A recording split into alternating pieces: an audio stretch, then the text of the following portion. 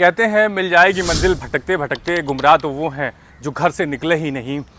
नमस्कार दोस्तों, आज मेरे इस सफ़रनामे में आज मैं मिलवाने जा रहा हूँ एक ऐसी हस्ती के साथ जिसने एक ऐसा सपना देखा कि उसे कैसे कंटेंट क्रिएटर बनना है, और आज के समय में उसको लोग पूर्वांचल का नंबर 1 कंटेंट क्रिएटर या कार ब्लॉगर कहते हैं। उनका चैनल ऑटो वेंजर, जिस पे तकरीबन 2 लाख फॉलोअर हैं, और यूट्यूब पे उनकी वीडियो काफ़ी सराही जाती है और बड़े से बड़े लोग उनको देखते हैं और कार के बारे में सारी जानकारियाँ लेते हैं। ऐसे हम ये कह सकते हैं कि उनका जो सफ़र, जहाँ तक मैंने उनके बारे में जाना, इतना आसान तो नहीं रहा। काफ़ी मेहनत और संघर्ष के साथ उनकी ये कहानी और उनकी ये दास्तां आज मैं आपसे उन्हें मिलवाने जा रहा हूँ, उन्हीं की ज़ुबानी। तो हमारी इस वीडियो को आप पूरा देखें और हमारे साथ जुड़े रहें, और ख़ास करके ये उन लोगों के लिए कि जो अपने तमाम काम के बावजूद वो चाहते हैं कि डिजिटल प्लेटफॉर्म पे अपने कुछ टाइम को स्पेंड करके या फिर अपना एक नया आयाम गढ़ना चाहते हैं, या अगर वो पैशनेट हो तो उनके लिए खास करके वीडियो बहुत अच्छी होने वाली है। तो फिर आइए मैं मिलवाता हूँ ऑटो वेंजर शशांक सिंह से। नमस्कार शशांक जी। बहुत बहुत धन्यवाद आपका। आपका हमारे चैनल पे बहुत स्वागत है। बहुत बहुत धन्यवाद। बहुत बहुत धन्यवाद। शशांक जी, आपने बीटेक किया हुआ है, ये क्रिएटर बनने का ख्याल कहाँ से आ गया? देखिए क्या होता है ना कि हम लोग जो 90s के बच्चे हैं, हम लोग को पहले क्या, जब हम लोग 12th पास होके निकले थे तो किसी ने हम लोग को बताया नहीं था कि क्या करना है लाइफ में, कहाँ एडमिशन लेना है, क्योंकि कोई ऐसा रास्ता दिखाने वाला नहीं था। ठीक है। तो मम्मी पापा घर वालों ने बस लोगों से पूछा, लोगों की सलाह ली, जैसे पुराने टाइम में होता था। सलाह ले ली जाती थी क्योंकि गूगल वगैरह इतना था नहीं। जी बिल्कुल। तो उन्होंने पूछ पाछ के बीटेक में एडमिशन दिलवा दिया। और बीटेक में जब एडमिशन हुआ तो ये एक कहावत बहुत फेमस है, इंसान इंजीनियरिंग करते वक्त इंजीनियरिंग छोड़ के बाकी सब कुछ करता है। तो जब मैंने इंजीनियरिंग करी तो उस वक्त मुझे ऐसा लगा कि ये मैं क्या कर रहा हूँ। तो मुझे ऐसा थोड़ा सा लगा कि नहीं, कुछ हट के करना चाहिए।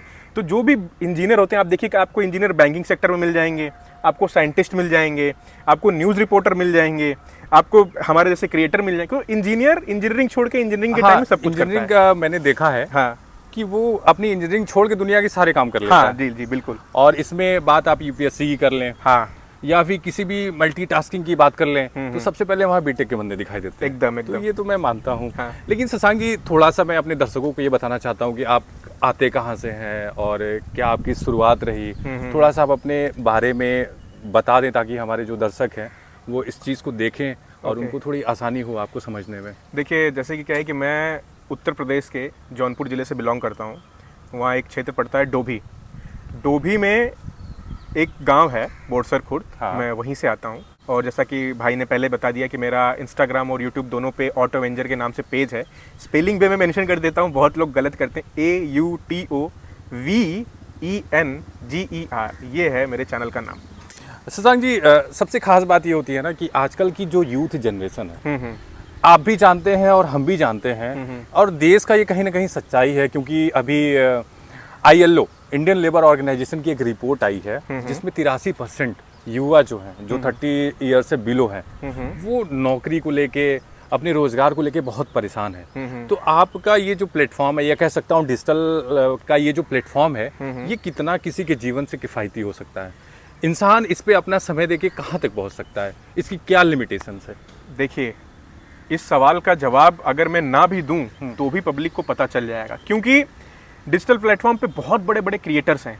पहले तो इस प्लेटफॉर्म के आने के पहले आपको डिसाइड करना पड़ेगा हर चीज़ कि आप वो डिप्रेशन, वो चैलेंजेस, वो टाइम टेकिंग है, ये सारी चीज़ें, ये सब आप दे पाओगे, हैंडल कर पाओगे, तभी आप इसमें आइए। और अगर आप इसमें आ चुके हैं तो मैं कहीं लिख के दे सकता हूँ, अगर आप इसमें लगन से लगे हुए हैं ना, 1 महीने नहीं, 1 साल नहीं, 2 साल नहीं, 5 साल या 6 साल अगर आप दे रहे हैं, और आपकी किस्मत अच्छी हुई तो पहले भी रिजल्ट आ सकते हैं। लेकिन आप उसको टाइम देते रहिए। आप कितने भी यूट्यूब क्रिएटर या इंस्टाग्राम क्रिएटर्स को देखिए, आज भाई लाखों करोड़ों में खेल रहे हैं, और ये बात किसी से भी नहीं छुपी हुई है। हाँ, कुछ क्रिएटर्स हैं जो शो ऑफ करते हैं, बट ठीक है, कोई बात नहीं। जो जेन्युइन क्रिएटर्स हैं वो अर्निंग कर रहे हैं। जो दिखावा करते हैं, आप सिर्फ उन क्रिएटर्स को जानते हैं। एटलीस्ट अभी कम से कम आप देखा जाए तो 10 लाख से भी ज़्यादा क्रिएटर्स हैं जो यूट्यूब से मंथली 40 से 50 हज़ार से ऊपर कमा रहे हैं। तो 10 लाख एक अच्छा अमाउंट है, और कुछ क्रिएटर्स हैं लाखों में जो करोड़ों में कमा रहे हैं। तो ये है ऐसा कि आप अगर इसको टाइम देंगे तो नौकरी आप भूल जाएंगे, जरूरत नहीं है आपको। लेकिन शशांक जी, देखिए, ये ट्रू भी है कि दरअसल उसका कुछ क्राइटेरिया इतना टफ होता है कि बहुत से लोग पहले ही गिव अप कर देते हैं। वही चीज़ तो उनके लिए क्या आप कोई रास्ता बता सकते हैं कि कैसे वो उस बात पे वो चले कि उसको अचीव कर ले जाए? क्योंकि इंडिया में मोस्टली आप जानते हैं कि मैक्सिमम लोग हैं जिनको अपने खाने पीने, फैमिली के खर्चे के साथ अपने इस पैशन को जीना होता है। तो इसके लिए कोई अगर आपके साइड से सजेशन, या फिर इतने टाइम से आप काम कर रहे हो, आपके पास इतनी बड़ी उपलब्धि है, कुछ अगर आपको ये चीज़ समझ में आया हो कि जो नहीं कर सकते तो उनके लिए क्या बेहतर हो सकता है, कुछ ऐसा कोई रास्ता जो उनको आसानी हो जाए? देखिए, सबसे पहले तो क्या है कि आपको ये डिसाइड करना होगा कि आप यही करना चाहते हैं, क्योंकि जो लोग बीच में छोड़ देते हैं वो हार जाते हैं, तो उसका तो हम कुछ नहीं कर सकते। लेकिन अगर आपने ये डिसाइड कर लिया है कि आपको यही करना है, तो इसका एक ही समाधान है। आप पहली बात ऑनलाइन इंस्टाग्राम पे या यूट्यूब पे ये चीज़ें देखना बंद करिए कि हम चैनल को कैसे शॉर्टकट में ग्रो कर दें, कैसे वो कर दें, ये बंद कर दीजिए। जो शॉर्टकट वाला तरीका होता है ओके, वो कभी भी सक्सेसफुल नहीं होता। ठीक है, लॉन्ग रूट लीजिए आप, ठीक है। आप टाइम टेकिंग है, लेकिन जब आपको रिजल्ट मिलेगा ना, एक होता है जब एक इंसान खुद से एक पौधा लगाता है और जब बड़ा होता है, फल देता है, वो अच्छा लगता है कि आप बाजार से खरीद के ला रहे हैं, वो अच्छा लगता है। बाजार से खरीद के लाएंगे, एक बार लाएंगे, फिर पैसा देना पड़ेगा, लेकिन जो खुद का पेड़ है वो खुद का रहता है। तो इसमें इस सवाल का जवाब कुछ इस तरीके के, भाई देखिए, अगर आपको यही चीज़ करनी है तो खुद का पौधा लगाइए, उसके बाद कंसिस्टेंट रहिए। मींस गिव अप नहीं करना होगा। गिव अप नहीं करना, और सारी जितनी भी चीज़ें हैं यूट्यूब, इंस्टाग्राम पे, उन सारी चीज़ों को आप इग्नोर करिए कि नहीं, आप ये हैशटैग यूज़ करिए, आप इस टाइम पे पोस्ट करिए। मैं लिख के दे रहा हूँ, देखिए कोई भी क्रिएटर आपको ये बात नहीं बताने वाला है। हाँ, सारे क्रिएटर्स क्या है कि ग्रो होने के बाद क्या करते हैं, हाँ, कि वो बड़ी बड़ी बातें करने लगते हैं, ये है वो है, सपने दिखाने हाँ, लगते हैं, ऐसा कुछ भी नहीं है। बस अभी हमने अभी पिछले दिनों देखा कि जैसे कुछ एल्विस यादव पे तमाम केसेस वगैरह लगे, तो उस पे उनके पेरेंट्स ने जब सवाल पूछा गया मीडिया में कि आपके पास गाड़ी है, बंगलो है, तमाम ये लग्जरी चीजें हैं, और तो उन्होंने बताया कि नहीं, एक्चुअली क्या है कि सब रेंटेड है। तो देश में एक बड़ा सवाल भी आ गया कि क्या ये लोग, आज की जो दुनिया वो दिखावे पे चल पड़ी है, कि जो हम महंगी महंगी गाड़ियां देख रहे हैं उसके पीछे की सच्चाई कुछ और है। सब कुछ जो है, घर हो, आपकी गाड़ी हो, या फिर आज जो भी आप कुछ कर रहे हो, सब EMI पे बेस्ड हो गया है। वही चीज़ है। तो एक्चुअली क्या होता है कि क्लियर बातें करने वाले आज के टाइम में बहुत कम है, ये सच्चाई है। बिल्कुल, इसीलिए मैं कह रहा हूँ कि ये आपको कोई भी क्रिएटर नहीं बताने वाला। आपको सिर्फ एक चीज़ करना है, कंसिस्टेंट रहिए, दैट्स इट, और कुछ भी नहीं चाहिए हमको। आप एक काम करिए, आप किसी भी निश से रिलेटेड वीडियो बना रहे हैं, जैसे मैं गाड़ी की बनाता हूँ, कुछ लोग कॉमेडी बनाते हैं, कुछ लोग फूड व्लॉगिंग बनाते हैं, कुछ लोग कुछ बनाते हैं, तो आप करते रहिए उसको। आपको मतलब एक वीडियो पे नहीं आया, 2 वीडियो पे, मैं अपना बताता हूँ कि वैसे मेरा करियर मतलब वो स्टार्ट हुए 7 साल हो गया, मेरे 2-3 चैनल बंद हो चुके हैं, हाँ, और करीबन मैंने 600-700 वीडियोज़ बनाई होंगी जो बहुत फ्लॉप हुई हैं, जो 1-2 वीडियो चली लेकिन उस पर रिस्पॉन्स नहीं आया। तो भाई देखिए, आप करते रहिए, करते करते आप वो हो जाएंगे। और आप मेरी वीडियोस देखेंगे, मैं बहुत ज़्यादा एडिट नहीं करता हूँ, मैं कोई टाइम का ख्याल नहीं रखता हूँ, मैं बहुत ज़्यादा शेयरिंग पे भी बिलीव नहीं करता हूँ। मेरा कंटेंट अच्छा है तो ज़रूर पब्लिक देखेगी। आप सिर्फ और सिर्फ कंसिस्टेंसी पे ध्यान दीजिए। यूट्यूब पे ये सब देखना बंद करिए, how to grow my channel, how to get 1000 subscriber in a day, how to get 1000 view, ये हैशटैग, ये थंबनेल मत करिए। आपके अंदर क्वालिटी होगी और कंसिस्टेंट रहेंगे तो आप ज़रूर चलेंगे। क्वालिटी स्टार्टिंग में मेंटेन नहीं कर पा रहे हैं, अच्छा फ़ोन नहीं, तो कोई बात नहीं, आप कंसिस्टेंसी पे सिर्फ ध्यान दीजिए। शशांक जी, आपकी वीडियो जो वायरल हुई थी, उस पर मैंने देखा था कि 58 मिलियन उसको लोगों ने देखा था, 30 लाख करीब जो है लाइक थे, और उतना ही जो है लोगों ने शेयर किया था। तो ये जो आपने अलग तरीके की नॉलेज दी थी, जिसको तकरीबन 5 करोड़ 80 लाख लोगों ने देखा, तो ये जो नॉलेज है ये आपके पास आई कहाँ से? कौन सा ऐसा आपने दरवाजा खोल दिया कि आपके पास ज्ञान का पूरा भंडारी उमड़ पड़ा? देखिए, एक्चुअली क्या है कि basically I am an automobile engineer, automobile से ही मैंने की है। हाँ। और ईमानदारी से बताऊं तो उस इंजीनियरिंग में मैंने कुछ भी नहीं सीखा, रत्ती भर भी नहीं सीखा, उसका ज्ञान कहीं काम नहीं आ रहा। वो किताबी नॉलेज 0 है। मैं 1% भी काम आता तो मैं ईमानदारी से बोलता, लेकिन वो 0% है। मैंने, जब आदमी होता है, जब आदमी काम करता है, हाँ, तब सीखता है। तो मैंने ऑफिस का मतलब कॉलेज खत्म हुआ, हाँ, फिर मैंने कंपनी ज्वाइन करी, हाँ, मैंने एक ही कंपनी में काम किया, टोयोटा में, हाँ, और वहाँ पे मैंने धीरे धीरे, मुझसे कुछ बड़े लोग मिले, बड़े बड़े गुरु लोग मिले, हाँ, उनसे सीखता गया, चीज़ें आसपास था, ऑब्जर्व करता गया, हाँ, और मेरा इंटरेस्ट शुरू से ही गाड़ियों में था। मैं जब छोटा था तब से मेरा सपना था कि मैं एक जीप खरीद के रेस करूँगा, रेसर बनने का मेरा सपना था। तो तब मुझे सिर्फ गाड़ियाँ इसलिए पसंद थी कि उनकी स्टीयरिंग घुमाने में मज़ा आता था। फिर अब भगवान की दुआ से घर वालों ने इंजीनियरिंग में डाला, वो भी स्पेशली ऑटोमोबाइल में डाल दिया, हाँ, और ऑटोमोबाइल भी ऐसा मिला था कि CS में जाना था, कंप्यूटर साइंस में, उसमें स्पेस खाली नहीं था। अच्छा। उन्होंने बोला कि आप 1 साल पढ़िए, फिर हाँ, आपको हम चेंज कर देंगे। ठीक है, ठीक है। फिर जब वो 1 साल पढ़ना चालू किया तो फिर अब चेंज करने का मन नहीं हुआ। हाँ। और रही बात सीखने की, तो देखिए काम करते करते आदमी सीखता है। हाँ बिल्कुल। 10 लोगों से आप मिलते हो, हाँ। उसी माइंडसेट के साथ के लोगों की, ठीक है। और देख रहे हैं आप, डेली डायग्नोस कर रहे हैं, इन्वॉल्व हो रहे हैं कि भाई गाड़ी खरीदते वक्त आपके अंदर जो एक्साइटमेंट रहता है ना, कि आप एक्साइटमेंट, भाई मुझे नारियल फोड़ना है, फोटो खिंचानी है, बम फोड़ना है, पूजा करना है, हाँ पूजा करना है, आप गाड़ी के फीचर देखते ही नहीं जी। हो। आप बड़े 80-90 लाख की गाड़ी खरीद लो, उसके बाद आप फीचर के बारे में सोचते हो। तो फिर मैंने वही सोचा कि अगर यही जो चीज़ें इनको नहीं बताई गई हैं, अगर मैं इनको ऑनलाइन प्रोवाइड करा दूं तो कितना ईजी होगा। तो मैंने बस वही चीज़ें प्रोवाइड करानी चालू करी, वो भी फ्री में। हाँ। और उसका रिस्पांस मुझे पब्लिक ने बहुत अच्छे से दिया। अभी ऐसा इस कंटेंट का क्या है कि अगर मैं फनी या कॉमेडी कंटेंट बनाता हाँ। तो उस पर लाइक्स और व्यूज़, शेयर्स ज़्यादा जाते हैं। बिल्कुल। और नॉलेजेबल में क्या है कि मुझे लाइक्स वगैरह तो मतलब जितना एक्सपेक्टेड होता है, जैसे 7-8 हज़ार लाइक्स वगैरह, 10,000, कंटेंट के ऊपर डिपेंड करता आ जाता है। हाँ। या कभी कभी 500-600 पे अटक जाता है। ठीक है। लेकिन क्या होता है ना कि अगर वही कोई कॉमेडी कंटेंट बनाऊं तो ज़्यादा जाता है, लेकिन मेरा कंटेंट जो है, मुझे मेरे कंटेंट से फॉलोअर्स ज़्यादा मिलते हैं। बिल्कुल। पब्लिक जैसे कि, और मेरा जो फॉलोइंग का जो ग्रुप है वो जैसे बड़े लोग हैं, मतलब एजेड लोग हैं, और भाई सबसे ज़्यादा तो मुझे फॉलो करने वाले पुलिस वाले हैं। अच्छा। मतलब हाँ, इंडिया का। हाँ, मैं ये पूछने ही वाला था हाँ। कि आपके फॉलोअर की लिस्ट में सबसे ज्यादा फॉलोअर लड़कियां करती हैं, नहीं भाई, कार वाले करते हैं, या फिर तीसरा कौन है? तीसरा ये जो जिसके बारे में मैं अभी अनुमान नहीं लगा सकता। हाँ। कौन करता है आपको? पुलिस वाले। अच्छा। मतलब हर डिस्ट्रिक्ट, हर स्टेट के, हाँ। क्योंकि जब मैं स्टोरीज डालता हूँ, क्योंकि हाँ। वैसे तो इतने फॉलोअर मुझे पता नहीं चलता, और लाइक्स में देख नहीं पाता किस किसने शेयर किया, किस किसने कमेंट किया है। जी। तो जब स्टोरीज डालता हूँ तो स्टोरीज पे वही 2-3 हज़ार के करीब या 5,000 कभी कभी व्यूज आता है, तो उसमें आप स्क्रॉल करके देख सकते हो।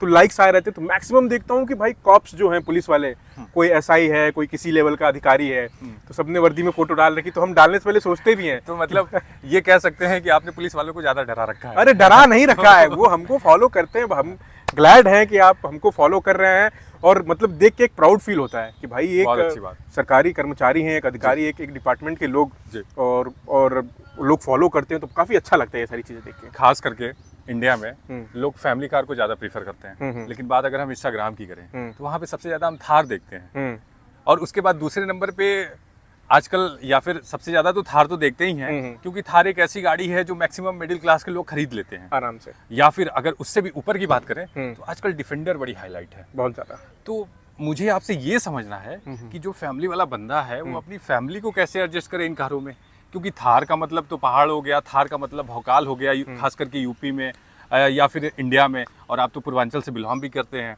अब पूर्वांचल एक ऐसा, खास करके इतना नामी गामी रहता है राजनीति में, या फिर कर सकते हैं काम वालों के लिए, तो ये फैमिली वालों को कैसे, क्या आप आइडिया देना चाहेंगे कि वो उनका शौक भी पूरा हो जाए और फैमिली के हिसाब से उनकी प्लानिंग भी कंप्लीट हो जाए कार की?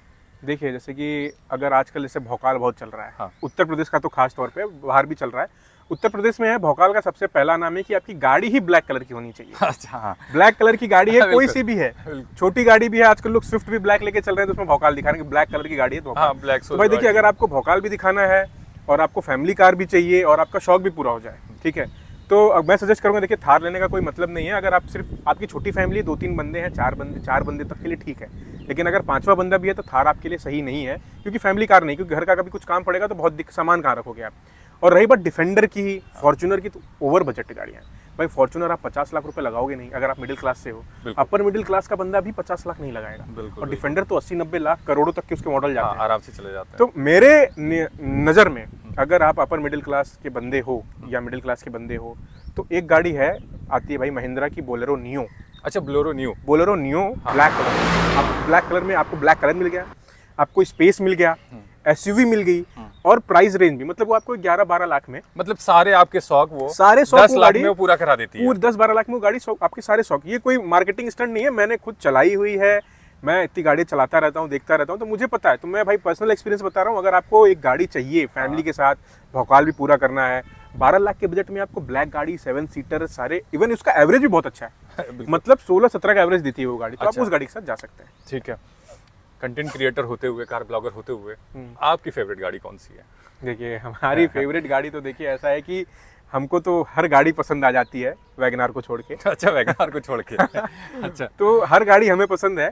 स्पेशली अगर किसी गाड़ी की बात करें जो हमको चाहिए, तो फॉर्च्यूनर ब्लैक, वही फॉर्च्यूनर ब्लैक। हाँ, क्योंकि देखिए उसका बहुत रुतबा बढ़िया, है, दबदबा है, सब कुछ है, पैसे भाई ठीक है, अभी उतने पैसे नहीं ये है, तो Fortuner, वही बात हो गई, दबदबा था, दबदबा है, दबदबा है और दबदबा रहा है, और दबदबा उसको कोई नहीं रहेगा। हटा ये सकता, भगवान का दिया हुआ उसको है। कोई नहीं हटा सकता। बिल्कुल। शशांक जी, अब मेरा जो सवाल है थोड़ा पर्सनल है आपसे। जी, कभी प्यार हुआ है आपको? दुनिया के हर लड़के को प्यार होता है और हमको भी हुआ। अच्छा, एक चीज और ऐड करना चाहूंगा। हाँ। कहते हैं हर कामयाबी के पीछे एक लड़की का हाथ होता है, हाँ, तो उसका कुछ हाथ है या उसको आप टूटे हैं या फिर बने हैं? कहानी क्या है, थोड़ा बता दीजिए। देखिए हाथ तो नहीं है, एक्चुअली क्या है कि पहले जब मैं कुछ नहीं था तब कभी भाव नहीं दिया। हाँ। फिर कॉलेज टाइम में जब कॉलेज के एंड डेज आए तो मैं थोड़ा कुछ करने लग गया, वीडियो शूट वगैरह, कॉलेज की वीडियो शूट करना था, बाहर करता था। हाँ। और थोड़ा फेम हल्का फुल्का कॉलेज में मिलने लग गया, तो न्यूज़पेपर में फोटो वोटो आ गई थी, तो उसको फिर पता तो चला, वापस आई तो उसके पूरा डिस्ट्रैक्ट हो गया। अच्छा। तो फिर वो चली गई। फिर मेरा ये जो सपना था ना, मतलब उसके आने से पहले से ही था। ठीक है, थोड़ा सा भटक गए बीच में हम, हाँ। बट अभी ऐसा है कि हम रास्ते पे हैं, अभी सब छोड़ छाड़ दिया है, नहीं, काफी नहीं, टाइम हो बहुत चुका है। मतलब टाइम तो मिस करते हैं आप उसको? नहीं, मिस तो ऐसा कुछ खास नहीं करते, क्योंकि देखिए 5 साल हो चुका है। मिस वाली बात क्या है कि अब कभी कभी अभी देखिए, अब बताएं, शहर उसी के शहर में ही है हम। अच्छा। शहर ही वही है, लखनऊ। लखनऊ, और शायद हम लखनऊ। अच्छा, वो लखनऊ की थी भी? हाँ, लखनऊ की ही क्या थी। बात, बहुत बढ़िया। और मतलब अब क्या बोले, ये मतलब तो कह ही सकते हैं तहजीब का शहर, मोहब्बत का शहर है ना? मोहब्बत का शहर, और- लेकिन दगा करी यहाँ की मोहब्बत ने। खैर, और एक बार नहीं 2-3 बार, उसके बाद भी हम कोई नहीं बात संभले। नहीं, इसमें शहर का तो कोई गुरेज नहीं है। नहीं, शहर का कोई क्योंकि गुरेज तो नहीं है, शहर already की क्या मोहब्बत गलती है, का शहर के लोग बहुत अच्छे हैं लखनऊ के। जी बिल्कुल। यहाँ आपके एक पे आके। इंसिडेंट पे बात करना चाहता हूँ हम्म। कि जब आपको कार 24 की तरफ से एक अच्छा ऑफर आया था, उसके बाद आपके घर से कॉल आती है और थोड़ा सा बीच में मम्मी की जो तबीयत को लेके ये आया था, डॉक्टर ने बोल दिया था कैंसर है। तो उस बीच की जो मैंने आपके बारे में जब पढ़ रहा था, तो मुझे लगा कि ये सवाल मुझे बिल्कुल पूछना चाहिए, ताकि एटलीस्ट लोगों को पता चले कि किसी की जर्नी जो होती है वो किस तरीके से होके गुजरती है। तो थोड़ा सा वो वाकया आप मुझे थोड़ा सा बता दीजिए। एक्चुअली क्या है कि सबसे पहले मुझे आया था, एक मैसेज आया था कास्ट 24 की तरफ से। मुंबई बुलाया था उन लोगों ने। मुंबई बुलाया था आपको? हाँ। अच्छा, मुंबई। हाँ, बट उनका ऐसा था कि जब उनको पता चला कि मैं इधर बनारस से हूँ, ये हूँ, तो मैं मराठी में बोलने को बोला था। हाँ। तो मैं बस वहीं गया, मम्मा का सिर्फ किडनी स्टोन का ही था। तो मैं मम्मा से पूछा भी, तो उन्होंने मम्मा ने बोला कि नहीं जाओ, कोई बात नहीं, 2-3 दिन की बात है, हो आओ। तो मैं वहाँ पे गया, और जिस दिन मेरा शूट जैसा भी था, सुबह उठा, मंदिर गया, क्योंकि किसी चीज़ की शुरुआत से पहले आप मंदिर जाते हो। बिल्कुल। फिर मैं टूट चुका था, मतलब ऐसा था कि यार बहुत बड़ी अपॉर्चुनिटी थी मेरे लिए। मुझे ऐसा लग रहा था कि 6 महीने की जो मेरी ये मेहनत थी और जो 7 साल की जो पुरानी मेहनत चल रही है, वो थोड़ी सी सफल होने वाली है। अच्छा अच्छा। तो वो वहाँ पे ऐसी टूटी, पूरा वीडियोस बंद हो चुका, पिछले महीने की बात है अभी। हाँ। और 6-7 दिन तक मैं पूरा एकदम डिप्रेशन में था, कैसे करूँ चीज़ें हैंडल करना, सब इधर हॉस्पिटल में भागा दौड़ी। अब आप जानते हैं कितनी बड़ी चीज़ है। हाँ। तो ये सारी चीज़ें हैंडल नहीं हो पा रही थी, और 5-6 दिन में मेरी वीडियो डाउन, मतलब मैंने वीडियो नहीं डाली। हाँ। और मेरी रीच बहुत डाउन हुई, लिटरली उसका इफेक्ट हाँ, अभी तक मेरे इफेक्ट ऊपर। आता है, इफेक्ट आता है। हाँ, Effect आता है। इफेक्ट अभी तक आता है। हाँ। तो वो सारी चीज़ें हैं, बहुत बहुत मुश्किल होता है एक इन्फ्लुएंसर के लिए कि घर पे कुछ ऐसा हो जाए, जी। नहीं संभाल पाते भाई, लेकिन अब क्या करें, करना पड़ता है। तो 5-6 दिन बाद फिर थोड़ा सा फिर धीरे धीरे चालू किए, मतलब आप वो सूट भी आपने छोड़ दिया था और आप चले आए थे वापस चले आए थे। मतलब मैं उसको शब्दों में बयां नहीं कर सकता हूँ, तो means लिटरली ये नहीं कह कर सकते हैं कि आपका जो प्रेम है वो माँ के प्रति बिल्कुल उसका ऑब्वियसली कोई मम्मी options से नहीं तो या हर फिर कोई लोग speechless, है ना? ऑब्वियसली करते हैं, कोई मम्मी नहीं, के लिए सुशांत, कोई भी चीज़ मम्मी से बड़ी तो नहीं है। आपसे बात करके मुझे यही समझ में आया कि आज आप सिंगल हैं। लड़कियां भी तो काफ़ी मैसेज करती होंगी आपको, है ना? कि तो किस टाइप की लड़की आप चाहते हैं कि ऐसी लड़की हो, ऐसी बंदी हो मेरे साथ, जिसके साथ मैं कंटिन्यू कर सकूं, या फिर कुछ तो सोचा ही होगा आपने? देखिए, सोचा अभी क्या है कि घर वाले तो वैसे ही ढूंढ रहे हैं, प्रेशर डाल रहे हैं। अच्छा। तो मैंने एक एस्ट्रोलॉजर को अपनी कुंडली दिखाई थी, तो उसने बोला था कि लव लाइन है आपकी, लव मैरिज ही होगी आपकी। अच्छा, लव मैरिज। और लव तो है नहीं अभी फिलहाल, लाइफ में कोई भी नहीं है, दूर दूर तक कुछ लव का। तो वो लव मैरिज उन्होंने ये नहीं बताया इंडिया में होगी या out of boundary out of India का पता नहीं भाई, आउट ऑफ इंडिया होगी कहाँ होगी, लेकिन ये मैसेज आते रहते हैं, बहुत मैसेज ऑब्वियसली। मैंने कई बार स्क्रीनशॉट भी डाले, लाइक अभी भी हजारों मैसेज पेंडिंग पड़े रहते हैं। हाँ। तो मैं देखता रहता हूँ, मैं उन्हीं को रिप्लाई करता हूँ जिनकी जेन्युइन इससे रिलेटेड कंसर्न होती है। अच्छा, मतलब जो रिलेटेड कुछ पूछना हाँ, गाड़ी से चाहते हैं। रिलेटेड जो पूछता है उन्हीं को गाड़ी रिप्लाई से करते हैं। related। फिर कोई कहता है कि तो मेरी means स्टोरी डाल हमारे दो। कोई भी ऑडियंस गाड़ी से रिलेटेड कुछ भी पूछना चाहे तो आपके चैनल पे विजिट एनी करके आपसे बात कर सकते हैं, एनी पूछ टाइम। सकते मैं हैं। ऐसा नहीं किसी को रिप्लाई नहीं, मैं सबको रिप्लाई देता हूँ। और बीच बीच में कभी मेरा डीएम अगर फेल भी हो जाता है, तो मेरे चैनल उस पे ही, फ्रेम पे ही, जो मेन पेज है हाँ। इंस्टाग्राम पर, वहीं ईमेल का ऑप्शन है। ईमेल पे क्लिक करिए, डायरेक्ट आप मेल पे जाए, मेल में आप हिंदी, इंग्लिश, उर्दू कुछ भी लिखिए, आप भेज दीजिए, मैं मेल पे पक्का, क्योंकि मैसेज बॉक्स अविनाश जी हमारे पास ऑलरेडी 3-3.5 मैसेज पड़े रहते हैं। हाँ मैं समझ रहा हूँ। तो मैं रात को कभी टाइम मिलता है तो मैं, क्योंकि उसमें फालतू मैसेज भी बहुत होते हैं कि ये प्रमोशन के मैसेज, अलग अलग मैसेज, तो पब्लिक को सही टाइम पे जवाब दे पाना मुश्किल हो जाता है। कभी कभी 2-3 दिन हो जाता है, 6-7 दिन 10 दिन हो जाता है, तो कुछ लोग ऐसे परेशान हो जाते हैं। मैं उनको बहुत बार बोल चुका हूँ कि आप मेल कर दीजिए। ऐसा नहीं कि मैं मना करता हूँ, नहीं, आप कैसे भी हो कभी भी मैसेज करिए। और जो मेरे करीबी हैं, जो मैं करीबियों के भी करीबी, उनके पास तो मेरा नंबर है, वो तो एनी टाइम 12-1 बजे कभी भी कॉल कर देते हैं कि भाई गाड़ी में ये दिक्कत है, वो मैं मना नहीं करता हूँ, मैं पूरी हेल्प करता हूँ अगर मेरे बस की है तो। मार्केट में मैंने देखा है कि आज के टाइम में सबसे ज़्यादा जो लोग गाड़ियाँ प्रीफर करते हैं वो टाटा पे जाते हैं। और टाटा का एक समय ऐसा था कि पूरी कहानी भी आप जानते हैं कि कैसे टाटा इंडिका फेल हो गई थी और रतन टाटा साहब उसको बंद करने वाले थे। फिर उन्होंने आके फोर्ड को ही एक्वायर कर लिया और उसने बोला भाई आपने खरीद के हमारे पे एहसान किया। तो खैर ये दूसरी बात हो गई, लेकिन आखिर क्या वजह है कि टाटा इतना तेजी से उपलब्धि में आ गया कि कभी वो हुंडई को पीछे कर देता है, या फिर अगर वो किसी से पीछे है तो सिर्फ मारुति से? और क्या वजह है कि सिर्फ मारुति से ही पीछे है? टाटा क्या ऐसा करे कि वो नंबर 1 पे आ जाए? देखिए अविनाश जी, बात ये है कि टाटा ने एक्चुअली फोर्ड नहीं, वो रेंज रोवर जो है, अच्छा, उनको रेंज रोवर जो कंपनी जो गाड़ी आती है, वो लैंड रोवर कंपनी की आती है, उसको खरीदा। अच्छा, जैगुआर को खरीद लिया, इन सब कंपनी को खरीद लिया उन्होंने।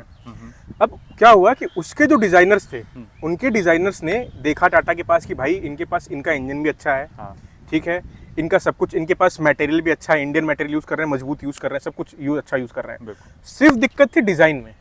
पुरानी टाटा की गाड़ियां अगर कोई भी खरीदता था तो उसको टैक्सी ही बनाता था, इंडिगो हो चाहे इंडिका हो, सब आपको टैक्सी में दिख जाती थी और कोई दूसरी गाड़ी नहीं थी टाटा की। टाटा सुमो भी लोग भाड़े पे चलाते थे। तो जब जैगुआर और ऐसे इनके इंजीनियर्स आने चालू हुए, उन्होंने उस गाड़ी को लुक दिया, क्योंकि इंडियन पब्लिक क्या है ना, आजकल दिखावे पे ज्यादा ध्यान देती है। बिल्कुल बिल्कुल। तो उन्होंने जब दिखावा, जब एक गाड़ी का डिजाइन रेडी किया, सब कुछ रेडी किया ना, और सेफ्टी दिया, क्योंकि देखिए मारुति ने क्या किया कि सेफ्टी पूरा 0 कर दिया एवरेज के चक्कर में। अच्छा। अब और सोशल मीडिया जब से बढ़ा, लोगों को पता चलने लग गया कि भाई एक्सीडेंट हो रहे हैं, लोगों की जान जा रही है, एक हल्का सा टच हो रहा है, गाड़ी पूरी खत्म हो जा रही है मारुति की। हाँ होता है। तो पब्लिक के अंदर क्या है कि एक सेफ्टी को लेके एक अवेयरनेस आई, तो वही चीज टाटा ने पकड़ ली। जैसे हाल फिलहाल पे काम किया, जैसे बीजेपी ने एक मुद्दा पकड़ लिया, वैसे ही टाटा ने आने वाला हूं। वैसे ही टाटा ने भी एक मुद्दा पकड़ लिया, सेफ्टी। तो अच्छा, एक चीज का सबसे बड़ा लोगों में ये डाउट बना रहता है, क्योंकि आज आप देख रहे हो कि ईवी लोग ज्यादा प्रीफर कर रहे हैं, लोग ईवी खरीदना चाहते हैं, बट होता क्या है कि रेंज न होने की वजह से, या फिर उनको ये लगता है कि बैटरी कब तक चलेगी, उसके बारे में सही एक्चुअल डिटेल ना होने की वजह से, या फिर कह सकते हैं समझ न पाने की वजह से लोग थोड़ा कम प्रीफर करते हैं। और उसी में मैं एक सवाल और ये ऐड करूंगा कि आने वाला जो समय है वो सीएनजी का है, ईवी का है, या फिर अभी गडकरी जी ने वो टोयोटा की गाड़ी लॉन्च की थी इथेनॉल से चलने वाली हाइड्रोजन कार, आने वाला टाइम किसका है? देखिए, सबसे पहले मैं आपका पहले सवाल का जवाब देना चाहूँगा कि जो पब्लिक कंफ्यूज रहती है ईवी लेके नहीं ले। एक्चुअली क्या होता है ना कि ईवी गाड़ियाँ अभी इंडियन कंडीशन के हिसाब से सही नहीं है, क्योंकि इंडिया में अलग अलग एरिया में बहुत सारे टेम्परेचर हैं, अलग, कहीं बहुत गर्मी पड़ती है, कहीं बहुत ठंड पड़ती है। बहुत गर्मी भी ईवी के लिए सही नहीं है और बहुत ठंडी भी ईवी के लिए सही नहीं है। ईवी एक नॉर्मल टेम्परेचर के लिए बहुत सही गाड़ी है।